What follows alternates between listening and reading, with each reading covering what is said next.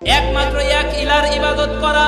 কুরআনুল কারীমের ভিতরে যত জায়গায় এক ইলার ইবাদত করার কথা বলা হয়েছে, যত জায়গায় এক রবের কথা বলা হয়েছে, তার পরবর্তীতে আল্লাহ তাআলা বলতেছে ওয়াবিল ওয়ালিদাইনি ইহসানা, পিতামাতার সাথে তোমরা ভালো ব্যবহার করবা, পিতামাতার সাথে তোমরা সদাচরণ করবা, পিতামাতার সাথে তোমরা উত্তম আচরণ করবা।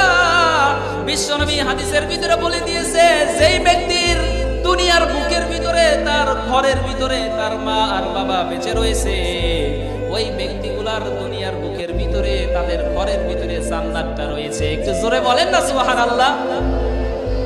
বিশ্বনবী বলে হুমা জান্নাতুকা ওয়া নারুক, মা বাবাই হবে তোমার জন্য জান্নাত, মা বাবাই হবে তোমার জন্য জাহান্নাম। তাহলে যেই ব্যক্তির ঘরের ভিতরে, যেই ব্যক্তির ঘরের ভিতরে তার মৃত্যু মা বাবা রয়েছে, ওই ব্যক্তি